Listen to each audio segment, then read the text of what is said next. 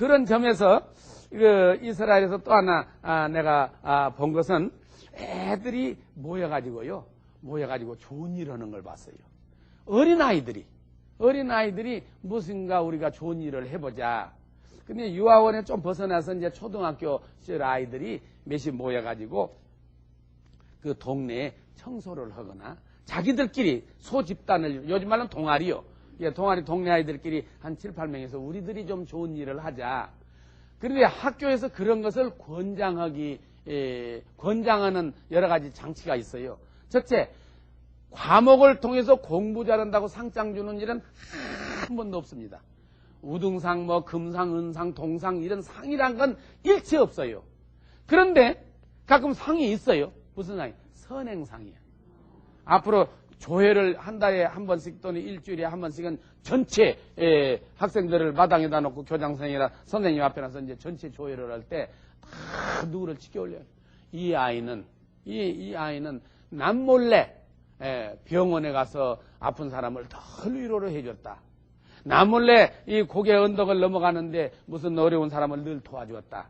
남몰래 어디 가서 더러운 쓰레기를 늘 치웠다. 이런 것은 굉장히 높이 평가를 해요. 그러니까 공부 잘한다고 우러러보지는 않아도 그런 일은 우러러봐요. 이게 사회 분위기가 달라요. 꼭 무엇을 달달달 외워가지고 공부 잘하는 것을 높이 평가하고 점수를 주고 금상, 은상, 동상 이런 게 없단 말이에요, 이게.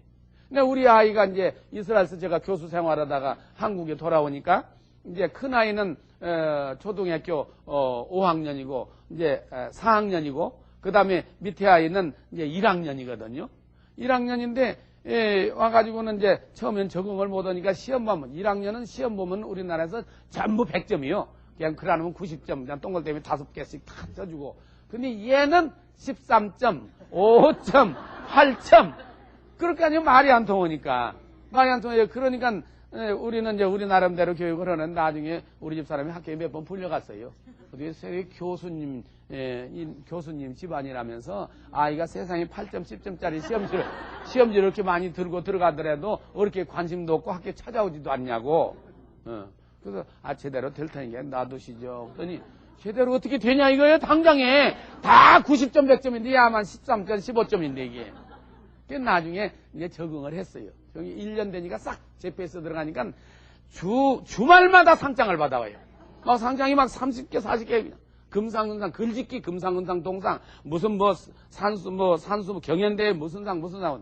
아빠, 왜 한국에서 이렇게 상장을 많이 줘요? 한 번 받은 일 없거든 있어요. 그러고는 아까 그 혼자 생각한다든지 자기가 창안했다든지 이건 높이 평가해 주는데 그건 상장은 안 주면서 여러 사람 앞에 쉽게 올려서 다른 사람으로 하여금 그런 의식을 느끼도록 해준단 말이에요. 우리는 상장을 시간이 발행을 하잖아요. 이 사람은 일체 상장이 없어요. 예. 대통령상, 우등상 이런 건 일체 없어요. 대학원도 없어요. 제가 받았다는 건 학위증에다 글자 한자 써줬어요. 글자 한자. 예, 매 히즈타의 넛. 영어로 번역된 거면 with distinction. 이게 우리말로 말하면 빼어나게 구별된 성적으로. 그것이 무슨 학위위원회를 무슨 걸로 이렇게 통과를 해서 했다 하면서 그 글자를 써주거든요. 그런 식으로 아이들의 교육에 그런 점수나 등수나 무슨 표출되는 평가, 객관적인 평가를 해서 이렇게 해주는 거, 이건 나이 들을 때는 해줘요. 고등학교 때부터는 점수도 있고 등수도 있고 평균 점수도 있고 다 있어요. 근데 어렸을 때 유아교육서부터 초등학교 때는 그런 게 관심을 갖지 않도록 하고 스스로 해결하려고 그러고 스스로 희원하려고 하는 그런 의지를 강하게 갖더라. 그런 말입니다. 그래서 애들 미술대회 이게 사실 이게 좀 미리 좀 보이려고 하지 않는데 깜빡 잊었네요.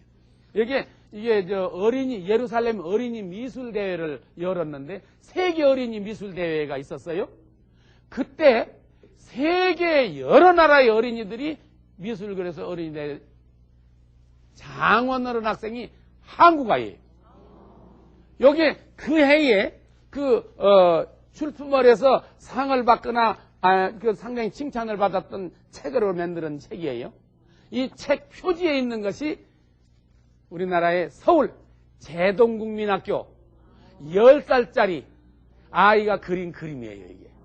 이걸 이스라엘 정부에서는 아주 포스타로 크게 포스타로 해서 세계 여러 나라에다 뿌렸어요. 그런데 이런 것이 해서 얘가 미술가가 돼서 얘가 그림을 잘 그려서 이 평가를 했냐? 이게 아니에요. 높이 평가받은 건 예루살렘에 이게 이제 상징적으로 성을 그렸고 그 뒤에 이제 모슬렘 성전입니다. 이슬람 성전. 이것을 여기다 그렸고 여기에는 여러 사람들이 손잡고 뺑뺑 돌아가는데 이게 아랍 사람, 이스라엘 사람, 뭐 흑인, 백인 여러 종족의 사람들이 손을 잡고 춤추는 모습. 예루살렘에 세계의 평화가 깃들지어다. 이걸 바라는 마음으로 그렸다. 이게 정말 높이 평가할 창의력이다.